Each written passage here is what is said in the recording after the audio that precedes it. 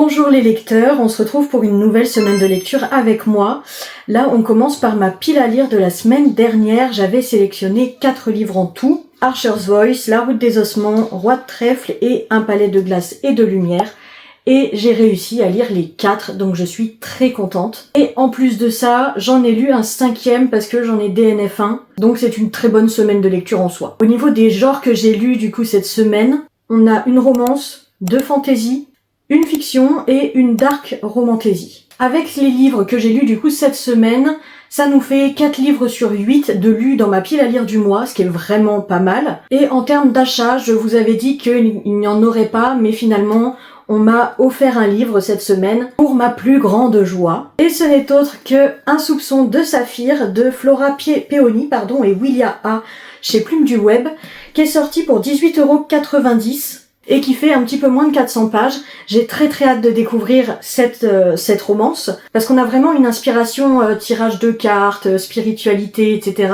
avec un homme qui a l'air assez grumpy et très rationnel. Donc c'est clairement la vibe que j'aime par-dessus tout. Et je sais pas, la couverture me donnait vraiment envie, donc je pense le sortir très prochainement. En première lecture de la semaine, du coup, j'ai lu Archer's Voice de Mia Sheridan. J'ai vu pas mal de revues sur ce bouquin qui étaient négatives, en tout cas les revues que j'ai vues récemment. Par contre, c'est vrai que quand je l'avais acheté, les revues que je voyais à ce moment-là étaient ultra positives, et c'est ça qui m'avait donné envie de le lire. Et écoutez, pour moi c'est un très bon livre, j'ai passé un agréable moment. C'est pas le livre de l'année, c'est pas la révélation du siècle, mais pour autant j'ai trouvé ça très sympa et j'ai passé un bon moment de lecture. On a un personnage masculin qui est muet, qui ne parle pas, qui a vécu un accident, des traumatismes absolument horribles au sein de sa famille, et du coup qui est complètement reclus, qui vit un peu isolé de tout le reste de la ville. Personne n'a jamais pris le temps de le connaître ou d'essayer d'en savoir un petit peu plus sur lui, ce qui, moi, m'a beaucoup touchée, et j'ai apprécié du coup la démarche de la protagoniste qui va entrer en contact avec lui et tenter de devenir son ami, de le connaître un petit peu plus, etc. Jusqu'à ce que, bien sûr, ils tombent amoureux l'un de l'autre. En dehors de cette romance, du coup, on a quand même ce côté drame psychologique qui est omniprésent par le passé de ce protagoniste qui a vécu la perte de ses parents, la perte de son oncle, qui s'est fait rejeter également par sa tante et son cousin qui d'ailleurs est exécrable, il faut bien se le dire. Et ouais, j'ai trouvé que l'écriture était très fluide, que ça se lisait vraiment facilement. Après, il y a quelques petites erreurs orthographiques qui, moi, m'ont dérangé, mais pour autant, ça ne m'a pas gêné vraiment dans la lecture. Donc ouais, je pense que c'est un livre qui mérite d'être lu, parce que ce personnage masculin, à un moment donné, va faire le choix de partir pour se retrouver, pour se découvrir, pour savoir de quoi il est capable et pour prendre confiance en lui. Et j'ai trouvé ça vraiment admirable. Alors oui, on infantilise un petit peu trop, je trouve, le personnage masculin. Moi, c'est pas quelque chose qui m'a vraiment dérangée parce que je ne me suis pas arrêtée dessus. J'ai fait l'impasse là-dessus. Ça m'a semblé un peu trop parfois, mais pour autant, je ne l'ai pas infantilisé moi-même, si vous voulez. Donc, ça ne m'a pas paru si désagréable que ça, parce que ça peut être compréhensible qu'on infantilise quelque part quelqu'un qu'on ne connaît pas suite à son handicap et notamment du fait qu'il soit reclus. En deuxième lecture, j'ai lu La route des ossements de Demi Winters, donc le premier tome de sa saga. Écoutez, j'ai adoré, ça a été une révélation, ce bouquin. On est sur de la fantasy, romantasy d'inspiration nordique. Il y a un point qui vraiment m'a déplu, qui m'a énervé au plus haut point. C'est le fait qu'on parle de l'aigle de sang, donc ce châtiment, cette torture à mort, qui est soi-disant faite par les Vikings. C'est une chose fausse, ça a été créé par les catholiques. J'aimerais qu'on se renseigne vraiment à fond avant d'écrire un bouquin. Quand on s'inspire d'une mythologie ou d'une tradition, je pense que c'est important. Surtout après les ravages que la religion catholique a fait sur la religion des Nordiques. Bref, à côté de ça, ceci dit, c'était génial. On a des personnages avec une complexité monumentale, une psychologie vraiment bien construite que moi j'ai adoré, j'ai trouvé ça vraiment top. Notamment leur évolution, c'est surtout ça en fait qui fait que c'est surprenant et on a des retournements de situation auxquels on ne s'attend pas du tout, des trahisons, des révélations aussi. Et quand on arrive à la fin de ce bouquin, on se dit waouh, ok, Il y a beaucoup de choses qui se sont passées. Ça promet d'être très très lourd en termes de contenu et d'action pour les tomes qui suivent.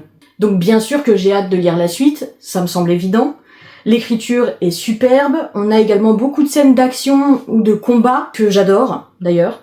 Pour le côté romance, j'ai pas trouvé ça trop lourd, j'ai pas trouvé ça mis en premier plan. Je trouve que c'était vraiment égal à égal avec le reste de l'histoire. On ne parle pas que de ça, mais oui, il y en a un petit peu. Voilà. Et alors quand on voit comment ça se termine ou comment ça évolue, c'est clairement une romance très originale. J'ai beaucoup aimé le personnage principal également parce que on est sur une Galdra, donc une sorcière, et elles sont pourchassées, elles sont tuées par le roi. Donc bien évidemment, j'ai trouvé ça super sympa à lire parce qu'en fait dans ce tome 1, elle est en fuite. Elle est en fuite constante et d'ailleurs elle ne sait même pas pourquoi elle fuit. C'est que vers la fin qu'on comprend du coup les raisons de cette fuite. L'épilogue donne clairement envie d'ouvrir le tome 2 parce que là on sait qu'un nouveau personnage arrive, on l'attend ce personnage avec impatience et je crois que je vais adorer ce tome 2. En troisième lecture, j'ai tenté de sortir Roi de Trèfle, le tome 2 de J.K. Wilde, et j'ai arrêté ma lecture à même pas 100 pages parce qu'alors la traduction française, c'est une catastrophe. Je ne comprenais rien. Et j'en avais marre, ça me frustrait mais à un point vous n'imaginez même pas. Je devais limite trouver les mots qui auraient dû remplacer d'autres mots. Alors pour moi ce n'était même pas la peine, je pense que j'aurais adoré ce livre s'il avait été traduit correctement, mais là ce n'était pas du tout le cas, ça a vraiment été un flop total. Donc j'ai préféré arrêter là, clairement. À savoir que c'est une saga très très spicy, donc ce n'est pas pour tout le monde, pas mal de violence aussi, gros trigger warning. Donc oui, je pense que j'aurais bien aimé en soi, mais du coup ça ne l'a pas fait à cause de la traduction, ce qui est extrêmement dommage. Et du coup je ne continuerai pas la saga, ça me semble évident. À la place, du coup, je me suis dit, je vais lire un livre qu'on m'a prêté récemment, donc j'irai cracher sur vos tombes de Boris Vian. Il faut savoir que le titre était très accrocheur pour moi, ça me donnait terriblement envie, je savais que c'était un classique, j'avais envie de lire du Boris Vian depuis un moment, et écoutez, j'ai pris une claque monumentale parce qu'alors je ne m'attendais pas du tout à ça. J'irai cracher sur vos tombes, moi ça m'inspirait un peu un côté vengeur, un côté dédain, mépris, et en soi, oui, c'est le cas. Mais je m'attendais pas du tout à ce que ce soit avec un personnage principal comme ça, aussi détestable, aussi vous voyez un peu relent. Oh, ce personnage m'a dégoûté. Le personnage de Lee, qui est donc le personnage principal, qui est un métis, mais qui ressemble plus à un blanc qu'autre chose. Il est alcoolique, il adore les enfants, violer ne l'embête pas du tout, et tuer encore moins. Autant vous dire que ce personnage-là m'a rebuté de A à Z. Après, quelque part, ça ne me choque pas qu'on ait un personnage pédophile et que ce soit aussi lambda dans l'écriture, étant donné que Boris Vian était un pote de Simone de Beauvoir et de Sartre, qui eux-mêmes étaient pédophiles. Oui, Simone de Beauvoir et Sartre l'étaient. Donc quelque part, quand on connaît un petit peu les auteurs, c'est plus si choquant que ça, mais alors moi, ça m'a vraiment créé une forme de malaise, et heureusement qu'il est court, parce que je ne sais pas si j'aurais tenu des 500 pages comme ça. Je trouve que la base de ce roman était bonne, que l'histoire de base était bonne, mais alors le personnage et tout tourne autour de la sexualité et ça m'a beaucoup déplu, ça m'a rebuté parce qu'en plus c'est de la sexualité qui est pas avec des personnes de son âge, c'est avec des personnes beaucoup plus jeunes, voire qui ont 10 ans et qui en plus ne sont pas d'accord. Alors certes, ce personnage principal, il a vécu de la souffrance, il a eu mal à un point innommable parce qu'il a perdu un frère sous les coups de personnes blanches. Donc bien sûr que ça parle de racisme et que ça c'est un point qui moi m'intéressait véritablement. Pour autant, ça n'excuse en rien sa psychologie et la manière dont il vit. Donc c'est un bouquin qui moi m'a révolté, m'a répugné et honnêtement je n'ai pas envie de relire un livre de cet auteur, mais dans ma bibliothèque j'ai l'écume des jours, je me dis je pense que je le lirai quand même, pas tout de suite bien sûr, parce que là je ne suis pas prête. Vous voyez, mais à un moment donné, je le sortirai parce que, pareil, c'est un classique. J'ai envie de lire des classiques de temps en temps. Je mourrai moins conne. c'est ce que je me dis. Et ça m'intéresse de savoir un petit peu comment on a vécu à un autre temps, à une autre époque. Mais vous voyez ce genre de livre où la pédophilie est clairement lambda, waouh, ça met vraiment mal à l'aise. En termes d'écriture, oui, on est sur quelque chose d'un petit peu plus complexe que ce qu'on a l'habitude de lire à l'heure actuelle, parce que ce n'est pas le même parler. Pour autant, j'ai trouvé ça très fluide quand même, assez simple par rapport à un classique comme Balzac ou Flaubert. J'ai trouvé que c'était beaucoup plus fluide, donc ça se lit rapidement et en plus il est très court. Bref, si vous êtes sensible, ne lisez pas ce livre. Vraiment, gros trigger warning. Et enfin, après cette lecture, j'avais besoin de souffler un peu, de retrouver un univers que j'aime bien, dans lequel je sais que je vais être apaisée et que je vais passer un bon moment. Donc, j'ai sorti ma dernière lecture de ma pile à lire de la semaine, qui était le tome 4 des ACOTAR, donc un palais de lumière, de glace et de lumière, de Sarah J. Maas. Et écoutez, j'ai adoré. Il était très court celui-ci, ça s'est lu rapidement. Je trouve qu'on est sur un tome un peu transitoire où il ne se passe pas énormément de choses, mais on comprend comment le monde évolue après cette fameuse guerre contre Hiberne. Et moi j'ai beaucoup aimé. C'était pas un tome, on va dire, essentiel, mais j'ai aimé voir un petit peu comment les personnages évoluent après la guerre, comment se porte leur santé mentale, et bien sûr ce qui a découlé en fait de cette guerre.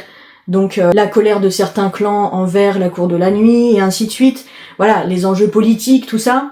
Ça m'intéressait, on n'a pas d'action véritable au sein de ce roman, mais ça a été pour mon plus grand bonheur, parce que là, j'avais enchaîné des livres avec de l'action en veux-tu en voilà, donc ça m'a fait du bien, j'ai vraiment soufflé, ce qui était l'objectif de départ avant de lire ce bouquin. Comme d'habitude, l'écriture de Sarah J. Maas, incroyable, je n'ai que très rarement trouvé des écritures aussi fluides que celle-ci en fantasy, donc c'est pour dire, j'adore son écriture, la traduction bien évidemment est magnifique, et les personnages sont terriblement attachants. Alors j'ai un petit couac quand même avec une des sœurs, Nesta, parce que j'ai du mal à la comprendre, donc j'aimerais bien avoir son point de vue à elle, comment elle vit les choses, parce que je pense que ça pourrait être très intéressant. Et ça ne m'étonnerait pas que le tome 5 nous en fasse part. Donc j'attends de voir ça. Également, on a le tome 6 qui sort à la fin de l'année, donc je me dis c'est formidable. Voilà, je sais que c'est une saga que je n'aurai pas terminée avant la fin de l'année, c'est sûr maintenant. Mais ça ne m'embête pas plus que ça, parce que je l'adore et que du coup, ça va me permettre de continuer un petit peu cette découverte des personnages et de l'univers. C'est tout pour mes lectures de la semaine. C'est déjà franchement pas mal. Au niveau des sorties de cette semaine, nous n'en avons qu'une qui me donne envie et que je vais acheter, qui sort le 13, c'est Puck Yes, donc un tome 2 de Lauren Blakely. Le tome 1, on était sur un harem inversé, ok, etc. J'avais adoré, c'était génial. Pas mal de spicy aussi, mais franchement, j'avais surkiffé cette lecture. Et là, il me semble qu'on est encore sur un harem inversé, j'ai un doute, j'ai un très gros doute. Mais bon, écoutez, de toute façon, je vais l'acheter, c'est sûr, parce que j'avais adoré le premier tome, j'avais adoré l'écriture aussi de Lauren Blakely. Celui-ci, il fera 19,95 € pour 559 pages et ça sort chez Chatterley. Comme pour cette semaine, du coup, je vous fais ma pile à lire de la semaine. Et en premier, je vais lire The Bluff de Daphne Perry, qui est le tome 2 des Calamity Montana. Celui-là, c'est un livre qui est dans mon challenge de cet été. Donc il faut que je le sorte. Je vais le sortir cette semaine. D'ailleurs, je l'ai déjà commencé et presque terminé.